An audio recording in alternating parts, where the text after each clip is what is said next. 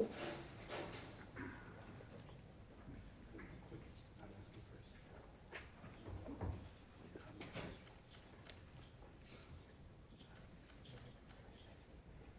before the court is indictment 19-82, Commonwealth versus Momoh Kamara. Attorney Rubin was appointed by CPCS Worcester. Yes, thank you. And the warrants recalled, the warrant fee is waived. Mr. Kamara, on indictment 19-82, count 1, the jurors for the Commonwealth of Massachusetts on their oath present the Momoh Kamara on the 9th day of December in the year of our Lord 2018 at Worcester, in the county of Worcester, did assault and beat Christopher Roy with intent to murder him or another, and by such assault and beating did kill and murder Christopher Roy. The grand jury further states that the murder was in the second degree and not in the first.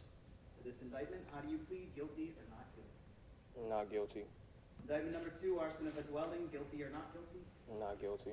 Indictment number 3, armed burglary, guilty or not guilty? Not guilty. Indictment number 4, malicious damage to a motor vehicle, guilty or not guilty? Not guilty. Question of bail. Well, the certified fire investigators from the ATF agency determined that the fire was lit in multiple locations in the basement. The defendant was determined to have previously lived within that building on the 7th side of the building where the fire was allowed to travel within the balloon framing of the building. The Worcester Police Department, through a canvass, was able to locate a number of video around the scene of the fire, particularly at the entrance to Lowell Street.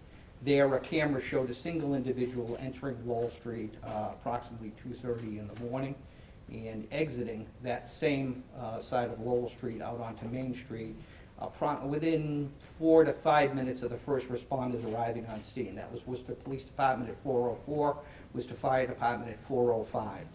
The person through video surveillance was tracked back to a location where he had been dropped off in the city of Worcester, and the vehicle registration was tracked back to an Uber driver.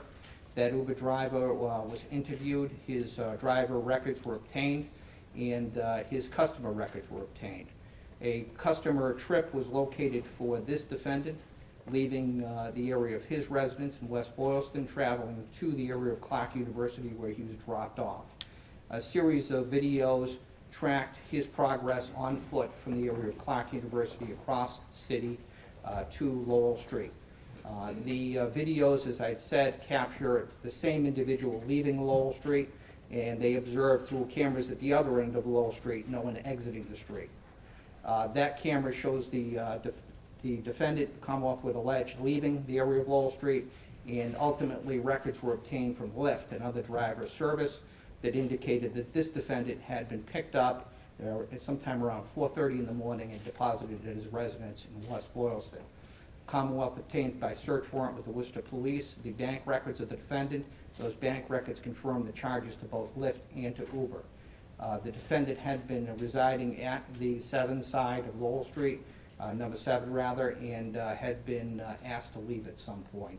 It was understood through witnesses that the defendant had some level of disagreement with the roommates over the disposition of property, and the Commonwealth would suggest that that's, in short, the evidence that would sustain the defendant's actions. All right, and so by agreement, the defendant will be held without bail. This will be set without prejudice.